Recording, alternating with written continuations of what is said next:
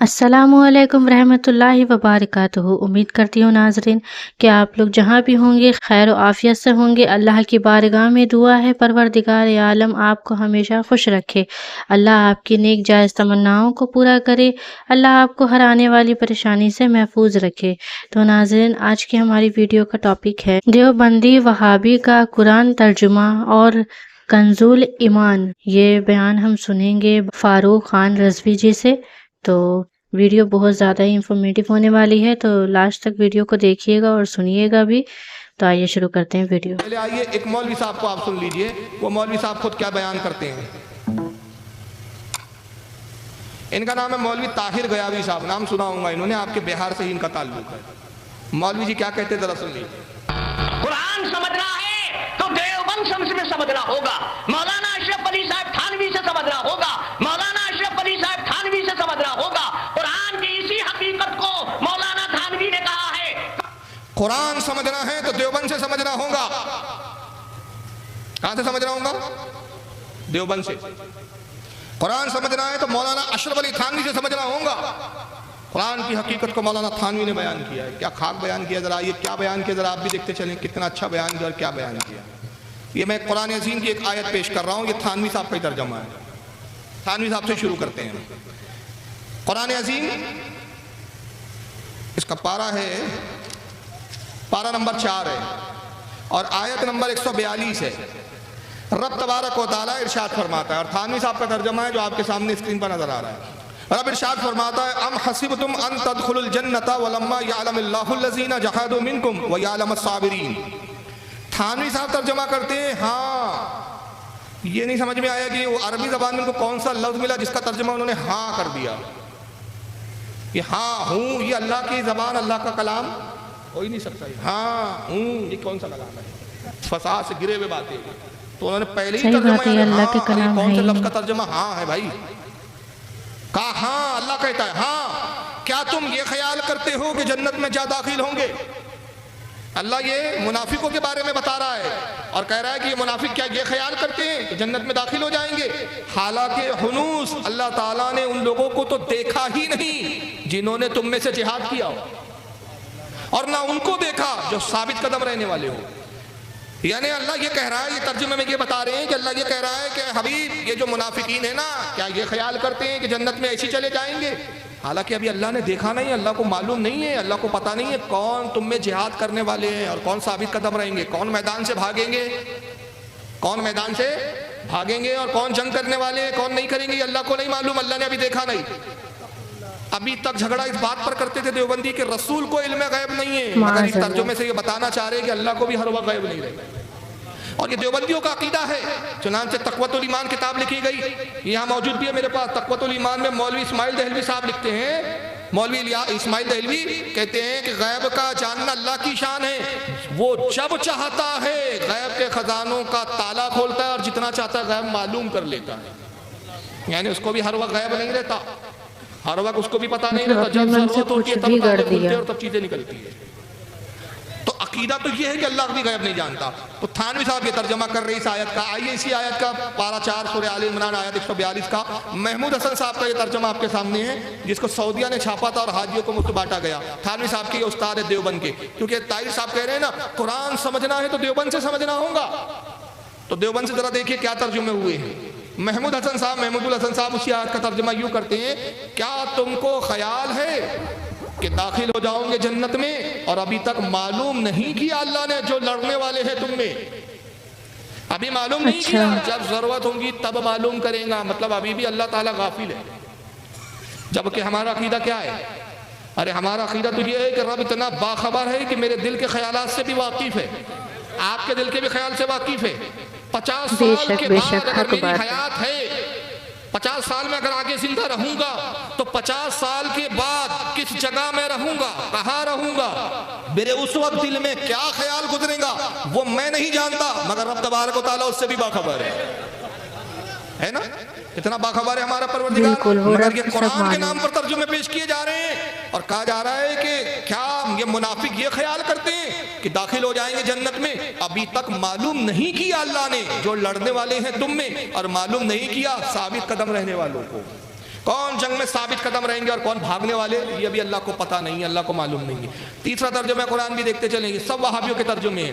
یہ فتح محمد جالندھری صاحب کا ترجمہ قرآن ہے، یہ بھی اشرف علی تھانوی کے استادوں میں شامل شمار ہوتا ہے، دیوبند سے تعلق ہے ان کا۔ یہ بھی اسی آیت کا ترجمہ کیا کرتے، کیا تم یہ سمجھتے ہو کہ بے آزمائش بہشت میں جا داخل ہوں گے، حالانکہ ابھی خدا نے تم میں سے جہاد کرنے والوں کو تو اچھی طرح معلوم کیا ہی نہیں۔ اوپری اوپری طور پر دیکھا ہے، اندر ڈیپ میں نہیں گیا۔ یہ اللہ کی شان ہے ان لوگوں کے، اور یہ بات کرتے ہیں کہ ہم توحید والے ہیں۔ تم رسول کی تعریف اتنی کرتے ہو کہ خود نبی کو خدا کے برابر کر دیتے ہو، اللہ کی توحید سے تم دور ہو، سارے بریلوی مشرک ہے۔ ارے سب سے بڑا شرک تو تمہارے اپنا پڑا ہے بھائی، تمہارے عقیدے کے مطابق تو اللہ بھی نہیں جانتا کہ کون لڑنے والا ہے، اور اوپری اوپری معلوم کیا اس نے، اور یہ بھی مقصود ہے کہ وہ ثابت قدم رہنے والوں کو معلوم کرے۔ اب اس کو معلوم نہیں ہے، معلوم کریں گا ابھی۔ آئیے ایک اور ترجمہ قرآن دیکھ لیں آپ، یہ عبد الماجد دریابادی صاحب کا ترجمہ قرآن ہے۔ انہوں نے تو بڑی عجیب بات کی، تھانوی صاحب نے سٹارٹنگ کہاں سے کی تھی؟ ہاں، اور انہوں نے کہاں سے شروع کیا؟ ہم حسبتم کا ترجمہ کیا کریں؟ شاید، یعنی اللہ کے لیے بھی شاید ہے۔ بھائی شاید لفظ کب استعمال کیا جاتا ہے؟ جہاں آدمی کنفیوز ہوتا ہے، جہاں پختگی کے ساتھ علم نہیں ہوتا۔ جیسے آپ مجھ سے سوال کریں کہ فاروق صاحب آپ ناگپور مہاراشٹر میں رہتے ہیں، میں نے کہا جی، کیا اس وقت وہاں سنترے مل جائیں گے؟ میں نے کہا دیکھ لیجئے، شاید مل جائے۔ مطلب شاید مطلب ابھی مجھے کنفرم معلوم نہیں ہے، ڈاؤٹ فل ہے بات۔ کیا اللہ کے لیے بھی کوئی ایسی بات ہے جو ڈاؤٹ فل ہو؟ اللہ کی بھی بارگاہ میں شاید ہے، شاید ایسا ہو۔ تو یہ اللہ کی شان یہ بیان کرتے ہیں کہ اللہ کہتا ہے شاید تم اس گمان میں ہو، یعنی اللہ کو بھی پتہ نہیں کہ گمان میں کون سے ہے، شاید کی منزل پر ہے وہ۔ شاید تم اس گمان میں ہو کہ جنت میں جا داخل ہوں گے، حالانکہ ابھی اللہ نے تم میں سے ان لوگوں کو جانا ہی نہیں جنہوں نے جہاد کیا اور نہ صبر کرنے والوں کو جانا۔ یعنی وہ کوئی کہتا ہے اللہ کو معلوم نہیں، کوئی کہتا اللہ نے معلوم کیا نہیں، کوئی کہتا اللہ نے جانا نہیں، کوئی کہتا اللہ نے دیکھا نہیں۔ تو سارے مولوی حضرات کے ہی ترجمے ہو رہے ہیں۔ اب یہ وحید الزما کا بھی ترجمہ دیکھ لیں آپ، اہل حدیث جماعت کے، غیر مقلد جماعت کے۔ یہ وحید الزما صاحب بھی ترجمہ کیا کرتے ہیں، یہ کہتے ہیں کیا تم یہ سمجھے کہ جنت میں چل دیں گے؟ یہ کون سی اردو ہے پتہ نہیں بھائی، چل دیں گے۔ ارے بھائی چلیں گے، چل دیں گے، چل اور دیں گے، کیا تکا کیا ہے اس کا، تک کیا ہے، کون سی اردو ہے یہ؟ ان کی اردو تک فساد سے گری اور عربی کے ترجمے کرنے بیٹھے ہیں۔ کیا تم یہ سمجھے کہ جنت میں چل دیں گے؟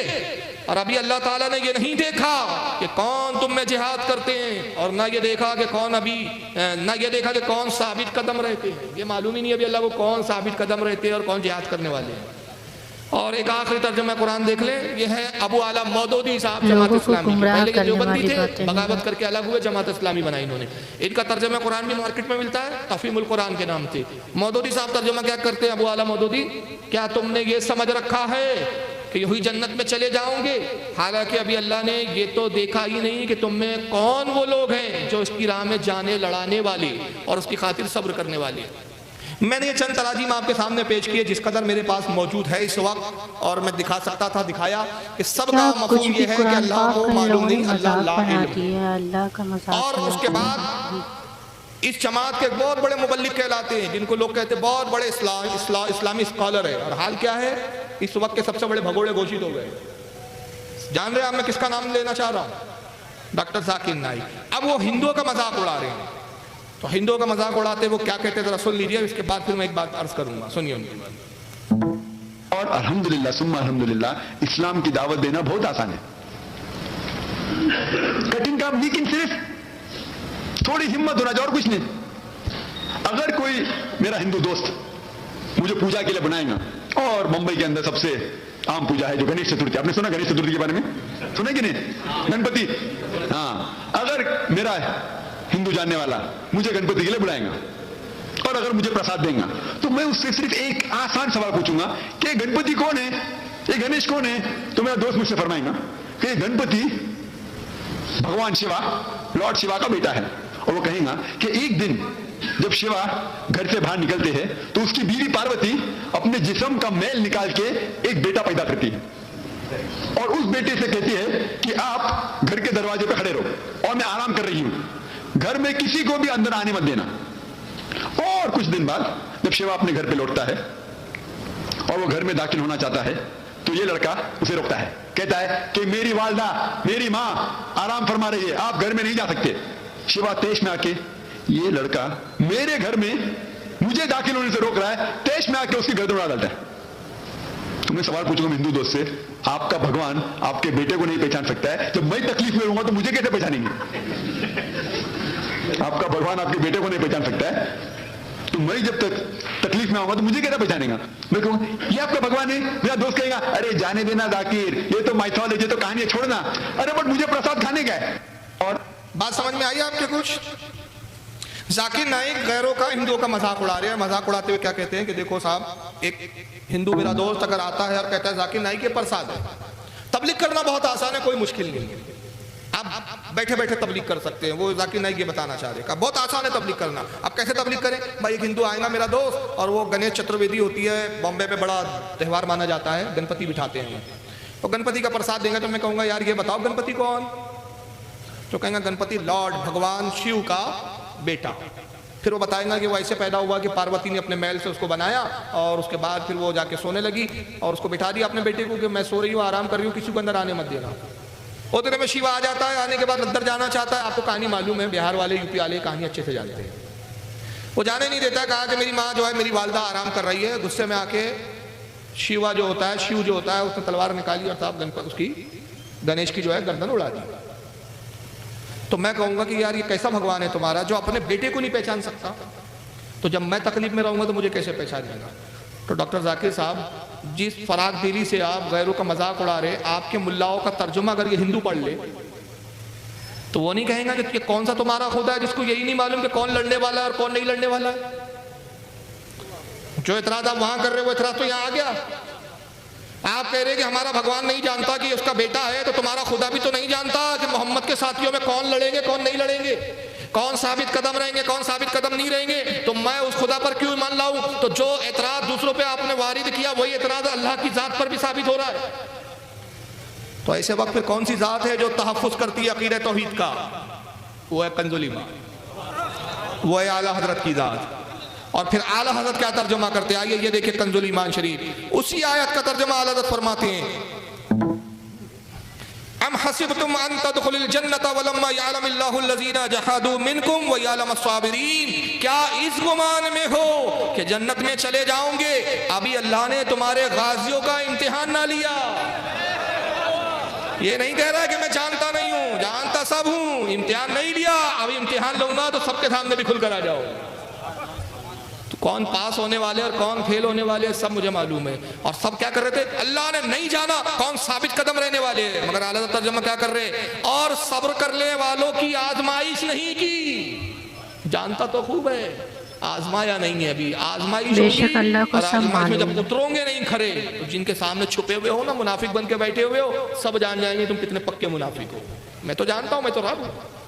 तो बताइए ये तर्जुमा कुरान कंजुल ईमानी वाहिद तर्जुमा है या नहीं? आला हज़रत फादिल बरेलवी का, जो अल्लाह की अज़मत को भी बचा रहा है, शान उलूहियत को भी बचा रहा है, तौहीद की तबलीग भी कर रहा है, इस्लाम का तहफ़्फ़ुज़ भी कर रहा है। आइए एक और आयत देख ले, 2 आयतों पे इख्तिताम करेंगे वरना इससे बड़ी लंबी गुफ्तगू है। अल्लाह के ताल्लुक से इनके क्या अक़ीदे ज़रा सुनिए। आइए ये महमूद हसन साहब का तर्जुमा आपके सामने मैं पेश कर रहा हूँ। पारा नंबर 3 है, सूरह आले इमरान है, आयत नंबर 54 है। क्या तर्जुमा किया जरा सुनिए। अल्लाह फरमाता है वयमकुरूना वयमकुरुल्लाह वल्लाहु खैरुल माकिरीन। कौन सा प्रॉब्लम है यार? गुनाह तो नबी भी करते थे माज़अल्लाह। जबकि अक़ीदा अहले सुन्नत क्या है कि अंबिया गुनाहों से मासूम होते हैं, और सिर्फ ऐलान नबुव्वत के वक्त नहीं या उसके बाद नहीं, बल्कि हमारे अक़ायद की किताबों में लिखा है कि ऐलान नबुव्वत से पहले भी अंबिया गुनाहों से पाक होते हैं, ऐलान नबुव्वत के भी पाक होते हैं। और सिर्फ बड़े गुनाह नहीं बल्कि मकरूहात और छोटे सगीरा कबीरा हर तरह के गुनाहों से आप पाक हुआ। और दूसरी बात आप इसमें देखिए कि अगर ये तर्जुमा कुरान आपके सामने लाया जाए और ये किसी आप गैर मुस्लिम को दे दे, वो कहे कि भाई आपका मैं दीन समझना चाहता हूँ, आपका इस्लाम जानना चाहता हूँ, तो आप इस्लाम समझाने के लिए इसको कुरान पेश कर दिया और वो कुरान में ये वहाबियों का तर्जमा पढ़े, तो वो सोचेगा कि मैं उस दीन पर ईमान क्यों लाऊं यार, कि जिस दीन का लाने वाला खुद इतना बड़ा गुनाहगार, वो खुद इतना पापी कि पहले तो गुनाह किए ही और आगे भी करने वाला है, और अल्लाह कह रहा है ठीक है आगे जो तुम करोगे भी तो मैं एडवांस में माफ़ कर दे रहा हूँ तुम्हारे गुनाह। तो कहेंगे इससे अच्छा तो मेरा धर्म है कि जिसके मुताबिक हम तो अपने जिनको पूजते हैं हम उनको तो बड़ा पाक और साफ मानते हैं। तो उसके ज़हन में इस्लाम की मोहब्बत आएंगी, रसूलुल्लाह की मोहब्बत आएंगी कि रसूलुल्लाह से नफरत पैदा होगा, यकीनन वो रसूल से मुतासिर नहीं होगा। अब यहाँ मसला क्या था? یہاں سم کی جو اضافت ہے وہ لقا سے انہوں نے کہا لقا رسول کے لیے ہے، انہوں نے تفاسیر کو نہیں دیکھا، لفظی ترجمے کیے، انہوں نے قرآن کے مفسرین کو نہیں دیکھا کہ مفسرین نے یہاں کیا مراد لی، صحابہ کے عقیدے کو نہیں دیکھا، اگر یہ تفاسیر کو دیکھتے تو یہ غلطی نہ کرتے۔ چنانچہ امام شافعی رحمۃ اللہ تعالیٰ علیہ اپنی کتاب احکام القرآن جلد نمبر 138 پر کہتے ہیں کہ اس آیت میں جو اللہ نے فرمایا تمہارے گناہ معاف کر دیے، تو یہ نبی کے گناہ نہیں ہے، بلکہ اس سے مراد حضرت آدم علیہ السلام کی لرزش ہے، کہ اللہ کہہ رہا ہے کہ اے حبیب جو آدم سے لرزش ہو گئی تھی وہ ہم نے تمہارے سبب بخش دیے، اور اگلے اور پچھلے سے مراد نبی کا اگلا پچھلا نہیں ہے، بلکہ نبی کی اگلی امت اور نبی کی پچھلی امت، نبی سے پہلے جو امت آئی وہ اور نبی کے بعد جو امت آئی، تو اے حبیب تیری وجہ سے ہم نے پچھلی امت کے لوگوں کو بھی بخش دیا اور آنے والی تیری امت کو بھی بخش دیا۔ بے شک، یہ امام سبحان شافعی اللہ۔ رحمۃ اللہ علیہ فرما رہے ہیں۔ حضرت امام بہقی رحمۃ اللہ علیہ امام شافعی کے اس قول پر تبصرہ کرتے ہوئے فرماتے ہیں کہ یہ بہت ہی عمدہ اور بہت ہی صحیح قول ہے۔ امام قرطبی رحمۃ اللہ علیہ بہت بڑے عالم، بہت بڑے محدث، بہت بڑے مفسر قرآن، اور جس قرطبی کا میں حوالہ دے رہا ہوں یہ سعودیہ والوں نے وہابیوں نہیں چھاپا ہے، چھاپتے پڑھتے نہیں لگتا یہ لوگ۔ امام قرطبی اپنی تفسیر قرآن جامع احکام القرآن جلد 8 صفحہ 262 پہ کہتے ہیں قال عطا الخراسانیو ما تقدم من ذنبک یعنی من ذنب ابوک آدم و حوا وما تاخر من ذنب امتک، یعنی امام قرطبی کہتے ہیں کہ اس میں جو امام خراسانی عطا خراسانی فرماتے ہیں، اب یہ عطا خراسانی کون ہے میں ان کے بارے میں آپ کو آگے بتاتا ہوں۔ عطا خراسانی سے وہ نقل کرتے ہیں کہ امام عطا خراسانی فرماتے ہیں کہ اللہ نے فرمایا تمہارے اگلے پچھلے گناہ معاف کر دیے، اس سے مراد اگلے پچھلے سے حضور کے گناہ نہیں بلکہ آدم اور حوا کی لرزش ہے، اور اگلے پچھلے سے مراد حضور کے صدقے میں امت کے گناہ ہے۔ یہی تفسیر حضرت شیخ محمد بن علی خازن علیہ رحمہ نے اپنی تفسیر خازن جلد نمبر 4 صفحہ 155 پر فرمایا۔ علامہ قاضی ثناء اللہ پانی پتی صاحب اپنی تفسیر مظہری جلد نمبر 9 صفحہ 3 پر یہی فرماتے ہیں۔ حضرت امام ابو بکر ابن عربی اپنی تفسیر قرآن الناسخ والمنسوخ صفحہ 202 پر یہی فرماتے ہیں۔ حضرت امام بدر الدین عینی اپنی شرح حدیث بخاری کی شرح عمدۃ القاری شرح البخاری جلد 13 صفحہ 330 پر یہی فرماتے ہیں۔ حضرت امام شہاب الدین خفاجی اپنی کتاب نسیم الریاض شرح قاضی شفاء آیات جلد 4 صفحہ 175 پر یہی فرماتے ہیں۔ اور سارے ان محدثین و مفسرین نے حضرت عطا خراسانی کا قول بیان کیا کہ عطا خراسانی روایت کرتے ہیں، وہ بیان کرتے ہیں اور بیان یہ کرتے ہیں کہ یہاں آدم اور حوا کی لرزش مراد ہے، اور اگلے پچھلے سے مراد رسول کی امت کے گناہ اور رسول سے پہلے والی امت کے گناہ، اور کس کے سبب سے معاف کیے؟ اے حبیب تیرے سبب سے ہم نے معاف کر دیے۔ اب عطا خراسانی کون ہے؟ یہ تابعی ہے، جلیل و قدر تابعی ہے۔ تابعی اس کو کہتے ہیں جس نے صحابی کو دیکھا ہو۔ ان کی ولادت 50 ہجری میں ہوئی، وصال 133 ہجری، اور حضرت عطا خراسانی شاگرد ہے حضرت انس بن مالک کے، حضرت سعید بن مسیب کے، عبداللہ بن عمر کے، عبداللہ بن عباس کے، عبداللہ بن اسدی کے، اور استاد ہے امام اوزائی کے۔ امام اوزائی استاد ہے امام ابو حنیفہ کے، یعنی یہ اتنی بڑی شخصیت کہہ رہی ہے۔ امام ابو سفیان کے بھی استاد ہے، حضرت یحییٰ بن حمزہ کے بھی استاد ہے، اور امام احمد بن حنبل فرماتے ہیں ان کے بارے میں، یحییٰ بن معین ان کے بارے میں فرماتے ہیں کہ ثقہ ہے، سچے ہیں۔ حضرت یعقوب بن شیبہ کہتے ہیں، امام ابو حاتم جو امام بخاری کے استاد ہے وہ کہتے ہیں کہ ثقہ ہے اور سچے ہیں۔ امام ترمذی فرماتے ہیں کہ عطا خراسانی ثقہ ہے، سچے ہیں، اور کہتے ہیں کہ بہت بڑے عالم ہیں جن سے امام مالک وغیرہ نے بھی روایتیں لی ہے۔ تو یہ سارے مفسرین کا اجماع ہے کہ عطا خراسانی جو فرما رہے ہیں، وہ جو روایت کر رہے ہیں صحابہ سے، یہاں مراد آدم اور حوا کی لرزش، امت کی لرزش۔ چنانچہ انہی ساری تفاسیروں کو اعلیٰ حضرت نے اپنے مد نظر رکھا اور ترجمہ یہ فرمایا کہ اے میرے حبیب، اللہ نے آپ کو روشن فتح دی، روشن بھی صاف اور کھلی ہوئی، تاکہ اللہ گناہ بخشے آپ کے سبب سے، آپ کے اگلوں کے اور آپ کے پچھلوں کے، یعنی کہ آپ کے سبب سے گناہ بخشے گئے، آپ کی وجہ سے، آپ کے وسیلے سے، اس لیے کہ آدم نے بھی آپ ہی کا وسیلہ لیا تھا، حوا نے بھی آپ ہی کا وسیلہ لیا تھا، آپ کے وسیلے سے ہم نے آدم کے بھی گناہ کو، لرزشوں کو معاف کیا تھا، حوا کی بھی لرزشوں کو معاف کیا تھا، اور جن پچھلی امتوں نے اپنے گناہوں پر آپ کا وسیلہ طلب کیا، آپ ہی کے سبب سے ہم نے ان کو بھی بخشا۔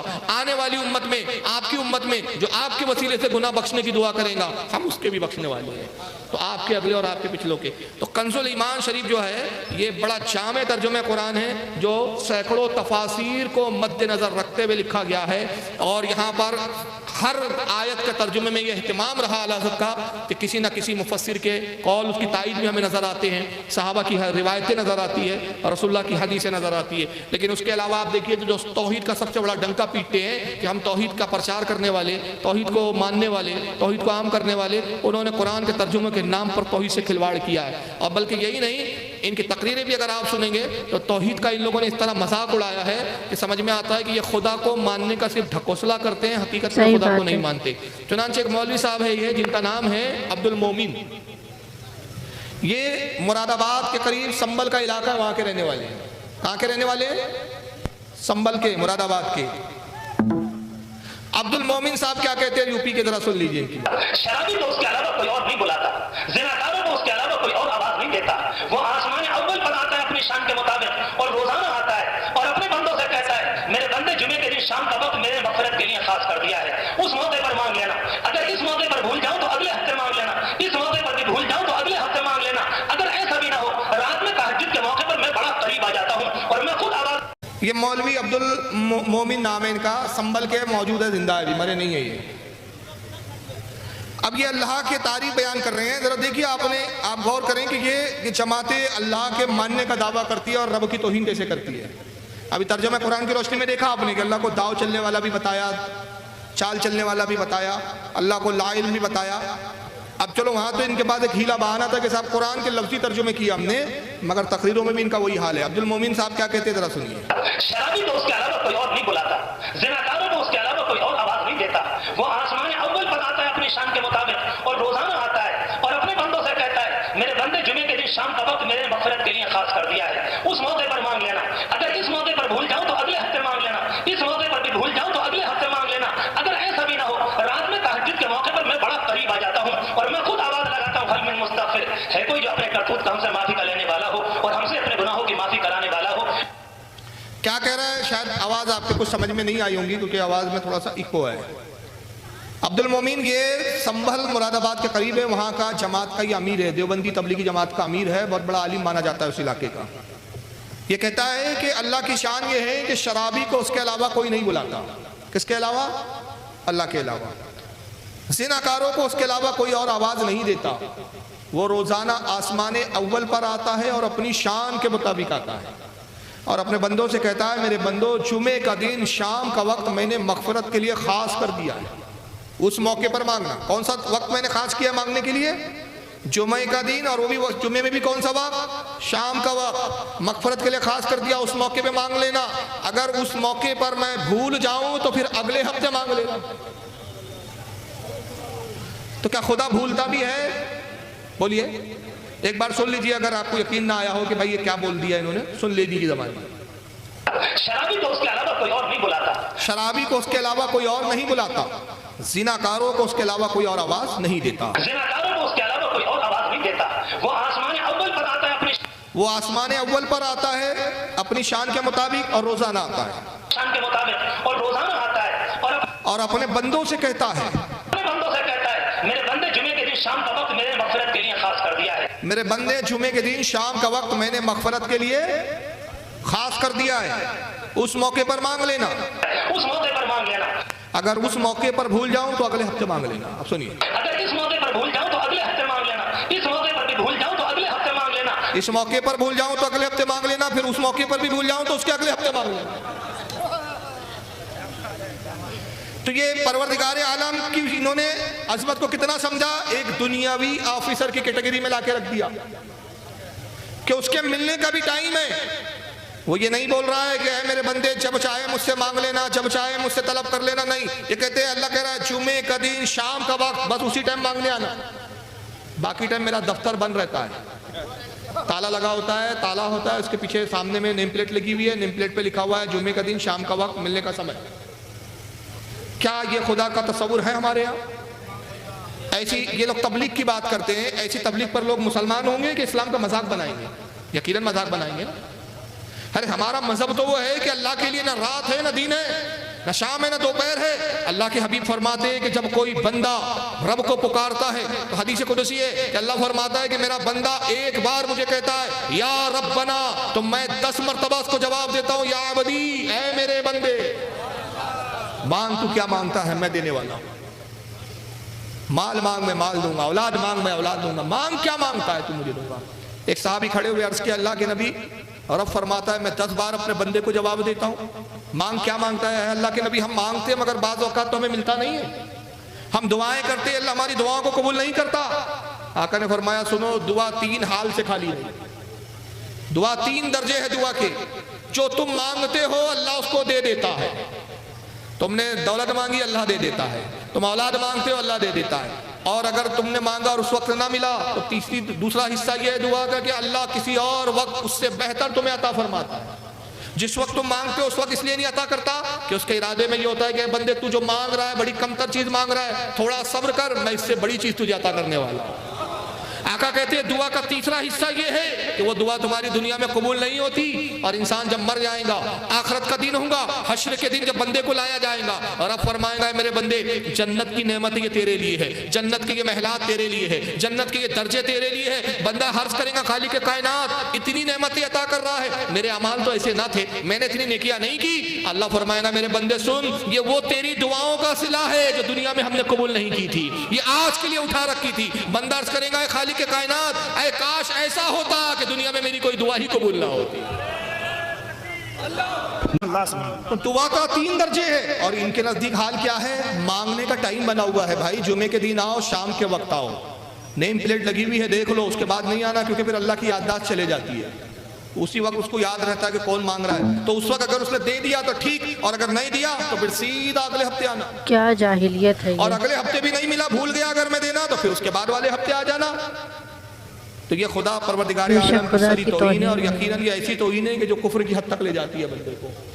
تو یہ اللہ کی توحید کو نہیں سمجھ، بے شک صحیح بات ہے کہ یہ اللہ کے توحید کو نہیں سمجھ سکے، اگر سمجھ چکے ہوتے تو وہ اس طریقے کی بات ہی نہیں کہتے، اس طریقے سے انہوں نے کیا کچھ نہیں کہہ دیا اللہ کو، انہوں نے کہا چال باز ہے، وہ انہیں علم نہیں ہے، انہیں غیب کا علم نہیں ہے، اور پھر وہ مولانا جو بول رہے تھے کہ جمعے کی شام کو آنا، پھر اگلے ہفتے آنا، نعوذ باللہ کیا کیا اپنے من سے کچھ بھی یہ لوگ من گھڑت کہانیاں گھڑے جا رہے ہیں۔ مجھے تو حیرانی ہو رہی تھی سن کر، اور غصہ بھی آ رہا تھا کہ یہ سب قرآن پاک کی غلط ترجمہ انہوں نے بنا کر قرآن پاک کو چھاپا، اور پھر انہیں حاجیوں میں بھی بانٹ دیا۔ ایسے مسلمان، اب یہ کوئی غیر مسلمان کہتے یہ بات تو سمجھ میں آتی کہ چلو وہ اسلام کے باہر کے ہیں، انہیں نالج نہیں ہے، بٹ یہ مسلمان ہو کر ایسی باتیں کہہ رہے ہیں تو یقیناً انہیں اسلام کے دائرے سے خارج کر دینا چاہیے، کیونکہ اسلام کے نام پر ایسے لوگ دھبا ہے۔ میں تو یہ کہوں گی کہ یہ دھبا ہے، کیونکہ یہ تو خود بھی گنہگار ہے ہی اور دوسرے کو بھی گناہ میں شامل کر رہے ہیں، خود تو گمراہی پہ ہیں ہی اور دوسروں کو بھی گمراہ کر رہے ہیں۔ تو ناظرین، آپ کو یہ ویڈیو کیسی لگی اور اس ویڈیو کے بارے میں کیا رائے ہے کامنٹ باکس میں ضرور بتائیں، اور اس ویڈیو کو جتنا ہو سکے اتنا شیئر کریے گا تاکہ یہ نالج سب کے علم میں آ سکے۔ تو پھر ملتے ہیں ایسے ہی ویڈیو کے ساتھ، تب تک کے لیے اللہ حافظ۔